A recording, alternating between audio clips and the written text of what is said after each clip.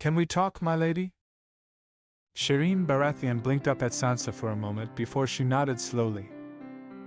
Her dark hair was braided tightly along the unscarred part of her face, but the other half was shadowed with strands of hair that must have been purposely teased out in a vain attempt to cover the scars. Sansa's heart went out to her. Shireen was younger than Sansa had been when the Lannisters came to Winterfell, and she was having a crown placed on her head forcibly. But Shireen was the last true-born Baratheon, and that meant something. "I thought we could go for a walk," Sansa told her. "It's a beautiful day, and I'd very much like to speak to you in private, my lady." After they'd left their companions behind, along with Shireen's glaring mother, Sansa looped her arm around Shireen's and steered her to a small stone bench set in a corner of the garden. "I think I owe you an apology," Sansa told her solemnly, once they'd both sat down. "I'm placing a crown on your head, my lady. And a crown takes away freedom as much as it gives you power, and I'm not giving you a choice in taking it. I am truly sorry for that." "Are you?" Shireen asked quietly. She looked away, but then her eyes flashed back to Sansa's, and for all her quiet demureness, there was a hard light in them. "Did you hear what Lord Aerys said? He told Ser Trant that he'd kill me. And the lords you're naming my bannermen, they all hate me. If you put that crown on my head, I won't survive a year in Storm's End." "I am not placing a golden circlet on your head and walking away," said Sansa, gentle as she knew how. "And you're not without friends, Lady Shireen. Lord Penrose rather likes you, and Lords Selmy, Tarth, and Dindarian have all expressed their support of your reign. I won't let you die. Have no fear of that, at least." "Should I not?" She leaned back, brushing away the strands of hair curling against her stone-cracked cheek impatiently. "Let's say I'm not killed, Your Grace. Then what? Do you think that my bannermen will serve a woman? Even if they might have done that, do you think they'll serve a young one? And even if they do that, do you think they'll serve me? The grayscale-ridden daughter of a religious fanatic?" "That wasn't your father," Sansa said softly. "Or perhaps not all your father was." Her lips twisted dryly. "And I'm not running away as soon as I crown you. No, you're young Lady Shireen, I agree. But it's past time the lords of Westeros learn that their wives and daughters are no fainting dolls to be controlled. We've the strength to lead, to envision, to spend a lifetime in the shadows and not be broken. And who better to rule the Stormlands for the first time in 3 centuries than another Storm Queen?" "They stripped the last one of her clothes and her dignity," Shireen pointed out. "And Nargilla Durrandon retained her life and honor," Sansa said. "She bore a son whom you are a direct descendant of. Shireen, trust me. Your bannermen will not speak or rise against you, not for another 5 years. I'll give you that time to become a queen they respect, a queen they will follow. Think of it as a gift from one queen to another." Shireen breathed in slowly, and then suddenly took the hair hanging over her cheek and pulled it back. "Look at me," she said. When Sansa focused on her eyes, she impatiently waved at her cheek. "No, Your Grace, look at me." "I am." "Are you? Are you seeing what I am? My mother sees me and thinks me a failure. Davos sees me and pities me. What do you see that you think I can bear to become a Storm Queen?" Sansa kept her eyes wide open, her face honest. She knew what it did to girls when the world saw only one part of them and called it the sum of their worth. She knew how brave Shireen had to be to so much as hint at her scars in front of Sansa. She knew how it felt to be on the other side of this encounter, and she knew how to answer this. "I see a Baratheon," Sansa said lowly. "The last true-born Baratheon in the world. A girl who is scarred and wounded." She reached out and gently, carefully, brushed the strands away from Shireen's face, cupped her cheek. A girl who dares the world to be unkind despite knowing its darkness.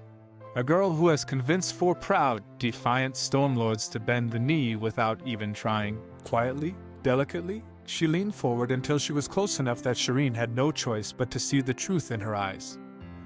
"A worthy heir to Argilla Dorandon and your own father. I see your scars, Lady Shireen, and I tell you this, they are no measure of your ability to bear a crown. Shireen swallowed. I don't want it, she whispered finally. Sansa sighed. Neither do I, she said. Neither does my brother. By the end of it, I'm quite sure your Uncle Robert didn't either. Nobody with any sense wants a crown, my lady, though there are always people who will kill to get it. But for good or ill, you are the last Baratheon and so the last heir to the Stonelands, and I know that you will be a good queen. How? Because, Sansa said levelly, you've your father's sense of justice and King Robert's strength and King Renly's kindness. Because you are the best of them. Shireen was pale and small, a dark-haired little shadow watching Sansa with big, blue eyes. The shape was wrong, the shade was wrong, but for a heartbeat, Bran stared up at Sansa in Shireen's thin-boned face, asking quietly, worriedly, about how to prove himself worthy. Sansa swallowed and watched Shireen's shoulders curl inwards before she remembered herself, and then the way she simply, proudly, straightened her back and looked up at Sansa. For just a moment, Sansa could see her uncle in her, the bright-eyed, brilliant heir to the proudest realm of Westeros. The daughter of the just, the niece of the kind and the fierce, the true-blooded descendant of the wind and sea and storm. You do not need a crown, thought Sansa. I am not giving you anything. I am only uncovering what will happen in the end. They rose and walked out of the garden, back to Shireen's mother and her lords, back to Sansa's ladies. They didn't speak anything more. There was nothing more to be said, Sansa thought. In the end, they were the daughters of stern, noble fathers. They would spend their lives living up to their inheritances. They would be kind and proud and good as they knew how to be, and they would remake the world to be a better place. Years later, decades later, Sansa received a raven from Storm's End. Shireen had wed by then, and her Storm Lords had bent the knee. Sansa hadn't seen her since speaking to her in King's Landing. Thank you, the letter said. Thank you for believing in me. That was it, no more. Not a signature, nothing to suggest who'd written it, save for the seal. But Sansa knew, and it was more than enough. Everything was interlocked. Sansa had spent hours throwing out ideas with her ladies on the way to King's Landing. They'd settled on likely bribes, easy offers, and absolute deal-breakers. But none of them had been ready for the sheer complexity of the whole thing. Asha Greyjoy could be bribed into becoming queen easily enough. All she needed was the Naga crown, which served no purpose by languishing in the treasury anyhow. And Theon rather thought she wanted it in the first place, which made things easier. Her relationship with Marjorie had come as a surprise to Sansa, though not a bad one. With her tacit support of it, she ensured that relations between the Reach and the Iron Islands remained neutral, at least even if they weren't positive yet. But the Reach-Ironborn alliance discomforted her uncle Edmure. It was too easy for them to sweep in and make the Riverlands another battleground, after all. He'd started speaking to the Vale soldiers, and by the end of 2 days, Bronze Yohn had announced that they would establish the same tariffs as Dorne, and not a single penny less. It had taken Sansa hours of negotiation to ensure that the Stormlords didn't follow them in announcing the same. She'd had to give the Riverlands something. They were her kin, and she couldn't let them, who'd faced the brunt of the war, go away empty-handed. In the end, Sansa simply handed control of a vast majority of the Crownlands, which she'd been worrying over the governance anyway, and named it an honor. And despite all this careful maneuvering, despite all the work she'd already accomplished, there was still the matter of Dorne to attend to. The Stormlords were threatened into submission, at least for the moment. The Westermen were happy to maintain what they had, and simply disappear back into their burned fields. The Riverlands were happy with the land they were gaining, but the Dornish had remained ominously quiet through the rest of the negotiations, and Sansa was avoiding speaking to them for as long as she could. Now she sighed and flopped onto the bed. Jon made a slightly disgruntled sound as she jostled him out of his reading, but when he spoke, his tone was only fond. Long day? Long day, she said, voice muffled as she rolled to face him. Long week. Long year. I know, he said, bending forwards to press a kiss against her head. It's been slightly stressful, hasn't it? I just want to go back to Winterfell and rest in the pools, she half-wailed. I'm so sick of the constant talking. People don't even know what they want. They walk into a meeting with me and spend an entire hour telling me why I absolutely have to give them this parcel of land, only to come back a day later and say, no, thanks, I'd like this one more. That's specific. Shut up. She shoved at his arm before getting up, turning so he could undo the laces at the back. I swear to the stranger, John, I am going to sick lady on Lord Mallister the next time he calls me just a girl. And the Martells are irritating me already, and I haven't even met with them properly. I'm going to start a war, I just know it. Just be like Arya, John murmured, pressing an open-mouthed kiss to her bare shoulder. Everything will work out for the better, I know it. By me insulting half our allies? Sansa asked half breathlessly. I don't quite see the plus point there, John. All right, insult everyone but the Tullus. You'll still have an army to keep everyone controlled then. You're ridiculous, Sansa told him, and then tugged off the gown. The heat in the south was unbearable, as Robb had said. She wondered how she'd survived all those years the previous time, though then she'd had enough bruises that the heat barely registered. I sparred with some Vale soldiers today, John murmured into her hair as she snuggled against his chest. Sounds interesting. I think one of them's impressed enough that he might lend some soldiers to our cause. What? She sat straight up, elbowing him in the gut in the process. Sorry, are you well? Yeah. He winced, shifting slightly, but then grinned at her. But, yes, he might. I think it's still up in the air, though. Of course. Sansa waved it away. But you think it might be a possibility. I love you so much, she breathed, leaning forward and pressing a kiss to the corner of his lips. Oh, gods, keep doing that. It'll solve so many issues, you've no idea. He ducked his head, a pleased flush to his cheeks. Sansa had spent her days separated from him, talking with people who hated each other and wanted nothing more than to gut some of them. John had been at the practice yards and doing the day-to-day ruling. Half the time, they scarcely saw each other in bed, much less during the day. And only 2 days prior, Winifred had turned a very pointed look to Sansa and spent a full half-hour talking about the necessities of admiring a spouse's care and love and easy, unthinking sacrifices. Sansa had been rather confused then, but she thought that she had a better idea of what Winifred had been thinking now. I'll talk to Robert Arryn tomorrow, I think, John told her, leaning back against the pillows again. You spoke to Shireen, didn't you? I didn't want to, she grimaced. But it wasn't easy.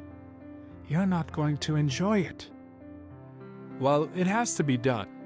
Someone has to tell the boy that they think he can make a good king, and the gods know Bronzeyone's a little too busy for it. Sansa nodded and curled against his chest once more.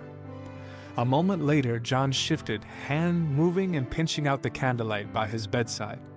Sansa curled lower instead of rolling for her own, and he grumbled wordlessly before reaching over her shoulder to pinch out the candle on her side. In the darkness, she pressed a kiss to his collarbone and shifted to get comfortable. A moment later, Sansa was asleep. Oberyn leaned back against the cold, hard wooden chairs and glared. He was uncomfortable. He had been uncomfortable for the weeks since he'd arrived in King's Landing. He had been uncomfortable for the decade before that. How Elia had managed to live here for so long. But that was a thought that took him nowhere. It was a thought that only made him angrier. And anger had no place in a conversation with Queen Sansa. As everyone south of the Wall seemed to know, the last noble to shout had been not only dragged out of the keep by her pet direwolf, but also unceremoniously banished from Westeros. At any other time it might have been great gossip.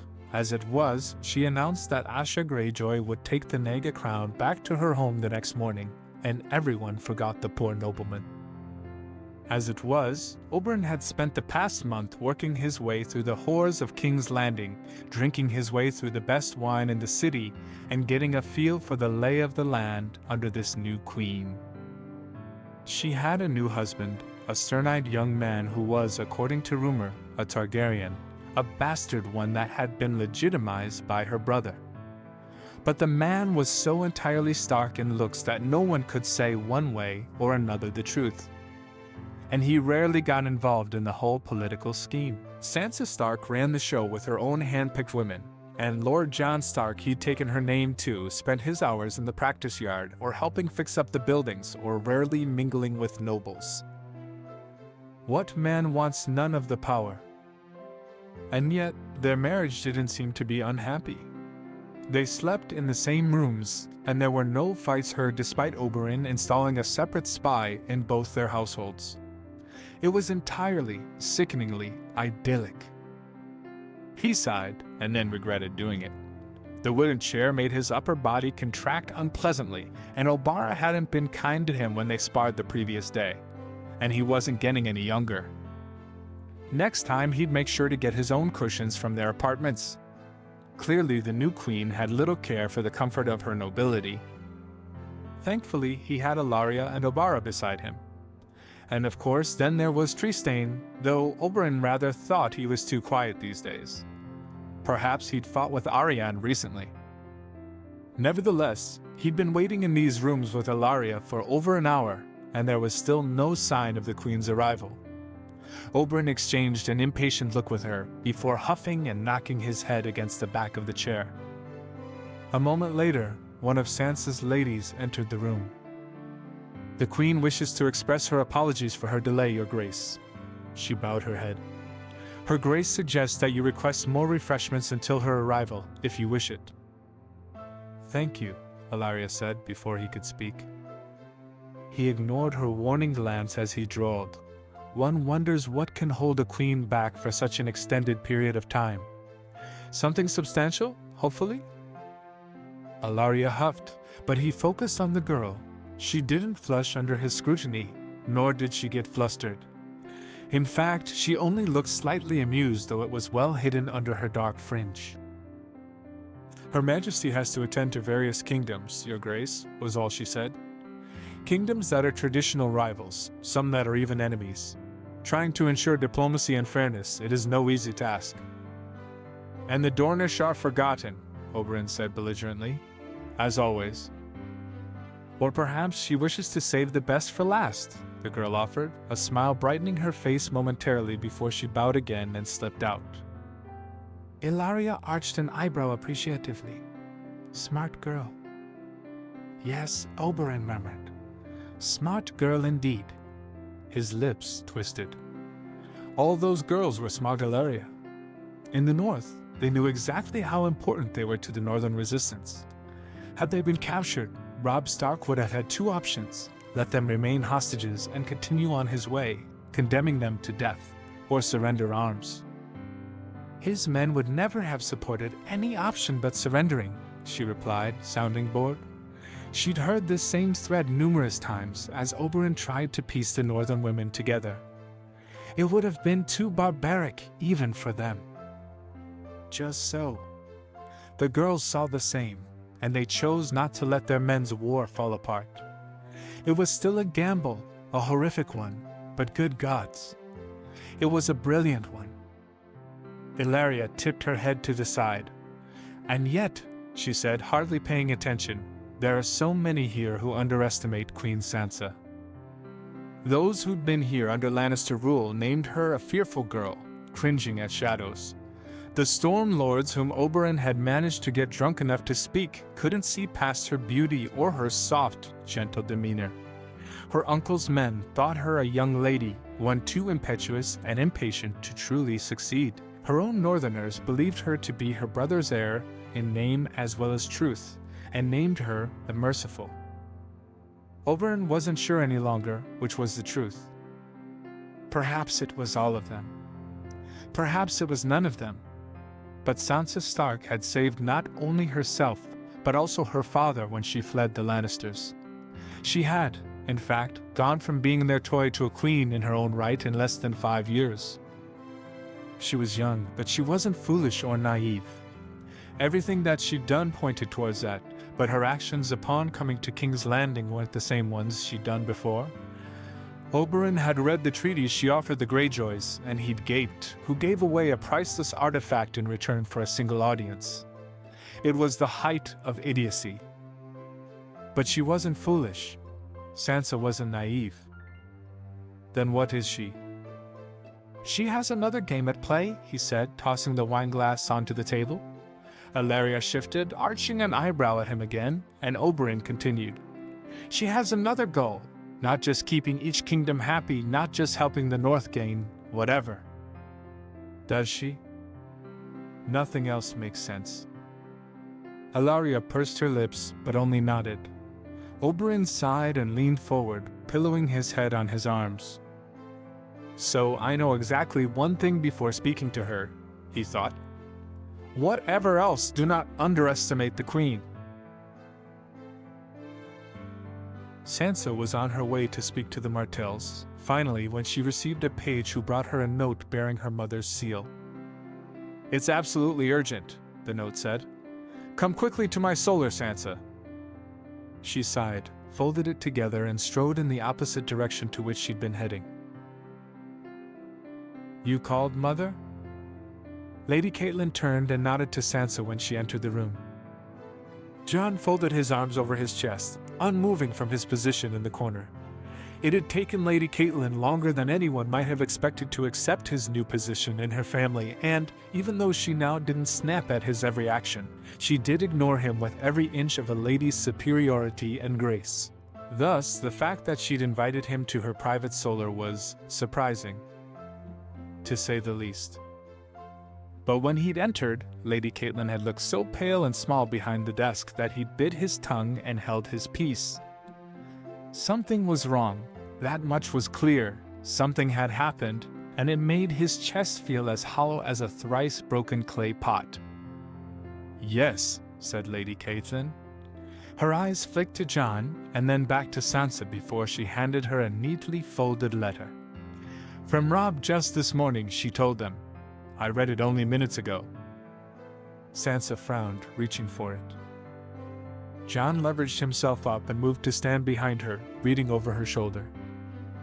Arya and Bran are missing, along with the Reed children. There was a battle. As near as we can tell, they were taken during it. We spoke to the wildlings who claimed they had them, but they said they escaped. We've no idea where they are now. Mention the wall. I'm going there now. Arya and Bran are missing? Sansa asked, and Jon recognized the tone. It was the cold, dangerous one she used before she delivered an ultimatum. It was the voice of a warrior, of a queen. Yes, whispered Lady Catelyn. Sansa tossed her hair, shoved herself away from him, and said evenly, I'll leave for the north tomorrow. Send a raven to Winterfell tonight, Mother. You can't leave, Jon protested. What about the treaties? What about them? A half year of work is just going to be lost. You think I care? Sansa snarled. Bran, Jon, Arya. Who gives a damn about treaties and Martells and idiotic marriage alliances when our family is? Missing. They could be dead for all you know, she bit out. Jon flinched. He wanted desperately to saddle his horse and ride out immediately, there was no doubt about it. But Lady Catelyn was worrying, and Sansa would instinctively respond to that, and at least one of them had to keep their heads through this mess. Just because, under any other condition, he would have ridden out without hesitation didn't mean he had to make the same decision now. I know, he said quietly, keeping a firm hold on his temper. But we have to believe they aren't. And if they're not, then Robb's going to be the only hope they have. There's nothing we can do. Nothing. Nothing but make Westeros a safer place for them to walk in, Jon continued, pitilessly. which means finishing this job and only then going home, which means doing this job well and properly, which means getting as many allies as we can before we face the major enemy, Sansa, or have you forgotten that?" Sansa bowed her head and turned away. After a long, breathless moment, her shoulders slumped. "Fine," she said, raised her head. "Mother," abruptly looking at her, she sighed, the breath gusting out of her like a sail faltering when turning away from the wind. "You wish to go back?" "I go where I must," Lady Catelyn replied simply. "You needed me before, but you've better knowledge of this now than I ever will. And now, I've 2 children missing and another who is too young to be forgotten in all this. Rickon needs me, and if Arya and Bran are recovered, they will need me as well. I will leave as soon as I can." Sansa swallowed hard and then nodded.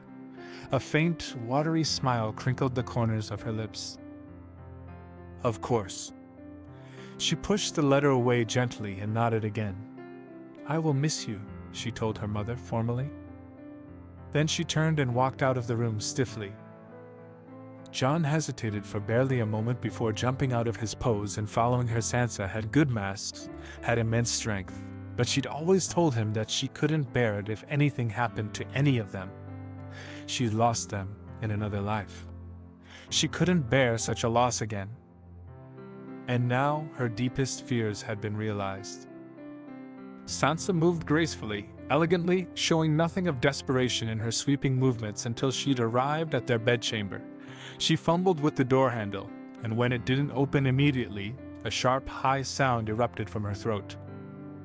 Jon stepped forward and moved her away, as gently as he could without properly touching her. He knew exactly what would break Sansa, and just then she was holding on to the dregs of her composure with the tips of her fingernails, her pride and little else. A moment later, he'd gotten the door open and was shuffling her inside, a hand pressing against her shoulder blades. As soon as the door shut, though, Sansa shuddered and let out a sob just loud enough to make Jon's chest ache.